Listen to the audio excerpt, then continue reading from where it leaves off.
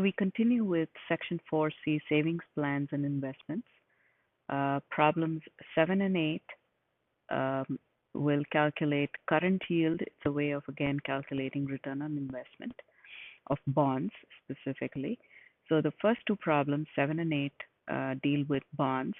And then we'll do a problem where we learn how to read stock tables, details that you'll see on let's say finance sites of Yahoo or Google if you're looking up any particular stock, for example, Best Buy or Walmart or J.C. Penney, depending on what you own. Problem 7.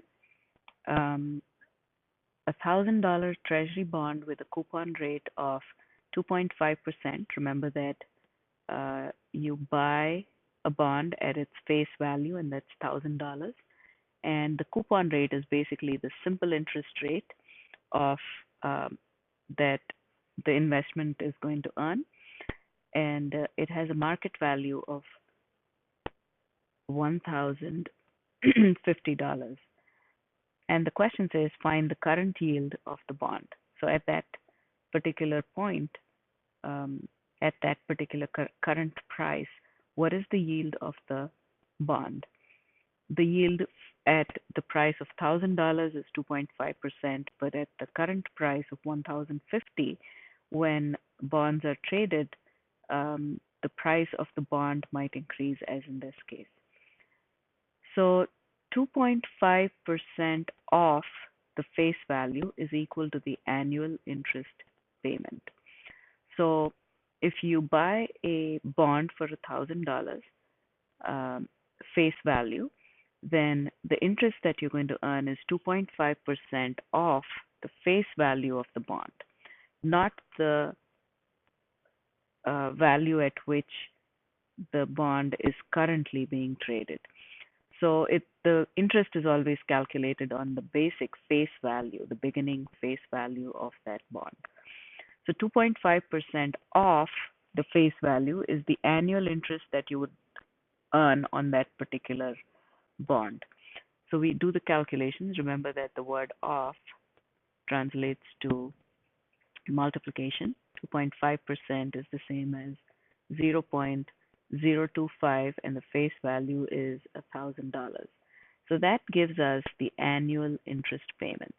So if we have a bond that has a face value of $1,000, our interest that we earn per year is $25. So we're going to use that to figure out the current yield of that bond, because now the bond is worth $1,050. And if you're going to make $25 by paying $1,050, what is the current yield of this bond? So we plug in the numbers, the annual interest, $25, the current price of the bond, because that would be a return on investment based on what you pay at this moment. The dollar amounts obviously get canceled. So your current yield is 0.02381. And when you multiply it with 100%, you get 2.381%. So you can express the current yield in the form of a percent. So the next problem, again, has to do with bonds. So $1,000 Treasury bond, which means the face value of this bond is $1,000. A current yield of 1.5%. So the current yield is not the coupon rate. It is the return that you get for the current price of the bond, because bonds are traded. The price could be higher or lower depending on the market. So a current yield of 1.5% that is quoted at 98 points. Now here is a technical term. What do we mean by a bond being quoted at 98 points? So let's deal with that first. Quoted at 98 points is the same as saying that the current price of the bond is 98% off the face value of the bond. So 98% is 98 over 100. Off translates to times, and the face value we know is $1,000. So right now, the bond is being sold at $980, which is less than the face value. So what is the uh, formula that will help us find the annual interest um, on this particular bond? We don't know what the amount that we're going to earn in interest annually, that is per year, because we don't know what the coupon rate is. So that's what we're going to figure out. So use the current yield formula because we know what the current yield is. Current yield is annual interest payment divided by the current price per bond. So we plug in the numbers, current yield is given. We basically solve for the annual interest payment by multiplying both sides with the current price of the bond. So if we multiply both sides with the current price, let me just call it CP, and this is CP. We multiply both sides with the current price. So the current price of the bond times the current yield is equal to the annual interest rate. Plugging in the numbers, we get uh, the current yield, which is given to be 0.015 times $980, which is the current price that we figured out because it's quoted at 98 points. And that gives us 14.7. Really, that should be dollars, not percent. So the annual interest payment is not a percentage, it's a dollar amount. So the amount that we're going to get per year in the form of interest is 14.7, which is $14.70. Just note that that's not a percent. Now, if you look up the share prices or the details related to any particular company, like Walmart stores is what you see here, or JCPenney or IBM, any company that you're interested in, and you go to a financial website and search for that company, this is the information that you're going to come up with. So we'll go through questions that will help us understand what this chart or this information gives us. So to start off with, we're looking at Walmart store. So we're looking at the Walmart stock. What is the symbol that is used for the Walmart stock? So when you look up the stock prices for the day, usually you might have to look for not the entire name of the company, but just the symbol. So WMT, what you see in parentheses here, stands for Walmart stores, and that is what you're going to look for when you're searching for the current stock prices. So WMT is the symbol.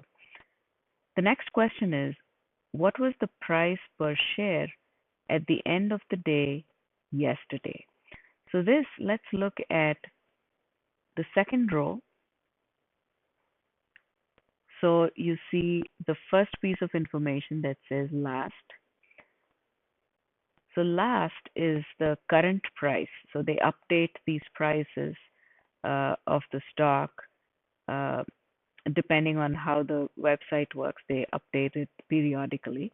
So at the moment this was updated, the price at that point was $50.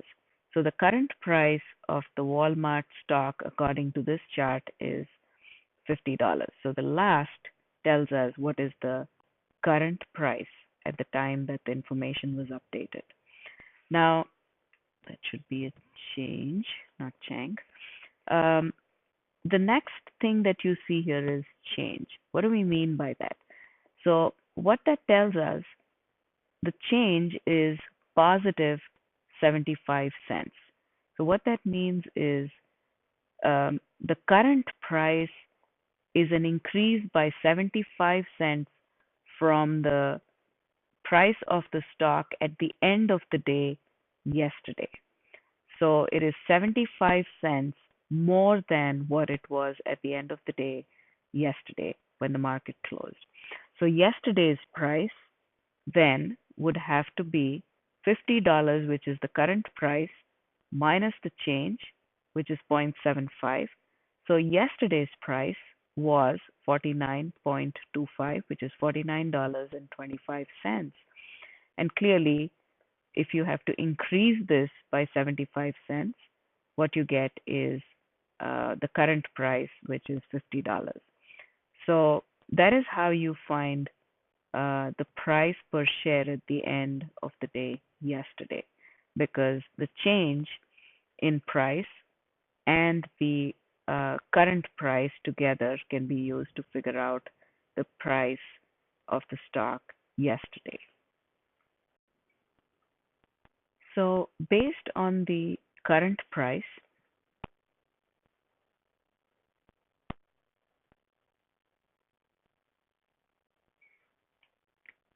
so we're looking at the current price, what is the total value, which is the dollar amount? When it says value, you're trying to calculate the dollar amount of the shares that have been traded so far today. So how do we figure out this information? If we know the current price, which is $50, we also need to know how many shares were traded so far today. And that can be seen in the table above. Let's go back to the table. So when we look at the table, this is what tells us the volume of the shares traded uh, so far that day. So this is the number that tells us the total number of shares traded so far. So if we know the total number of shares traded, so the volume, and you multiply it with the current price, which is $50, we get the total dollar amount value of the shares that were traded today. So going back, so the volume tells us how many shares were traded. So we just saw that from the table, and that's the number we get from the table. 17,280,000 shares were traded so far. Now, that is the number of shares. Now, when we multiply it with $50, that gives us the dollar amount of the shares that have been traded. $864 million worth shares have been traded in this uh, so far. Now, the next problem, or the next part, what percent of all Walmart shares have been traded so far today? So in order to find the percent of the total number of Walmart shares traded today so far, we need to find out the total number of shares that Walmart has available, and that would be our denominator. Our numerator would be the volume, which is the number of shares traded so far. So that would give us the fraction of shares traded so far. And once we multiply that fraction with 100%, that gives us the percent of shares uh, traded so far. So we know how to find um, the number of shares traded so far, and we just did that in problem C, that is the volume of shares traded. But how do we know the total number of shares that the company has in circulation? So then we go back and look at the table again. This is the number that tells us the shares outstanding, which is the total number of shares. So it is in millions. So it's 3,910 million shares are available. So that is the shares outstanding, which is the total. So this is the number of shares traded so far, and this number gives us the total number of shares available. Now going back to the problem, now that we have all the information from the table, we do the calculations. What percent of shares have been traded so far? That is the volume divided by the total times 100%.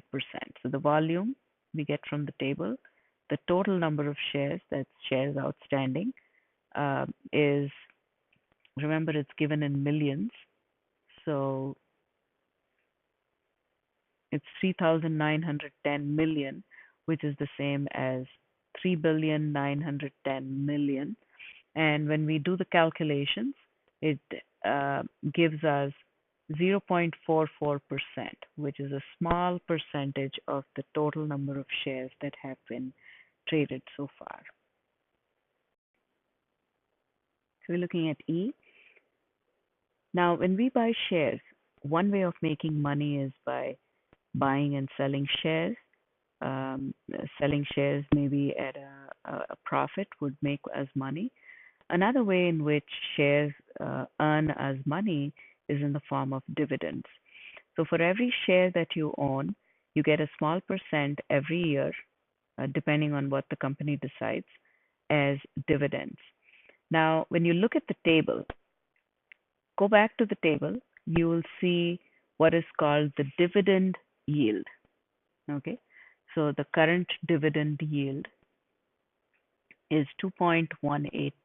What that means is for every share that you own, you get back 2.18% of that amount, which is $50. So if one share costs $50, then you're going to get back 2.18% of $50, which is 0.0218 times 50 off translates to times, and that gives us $1.09 per share.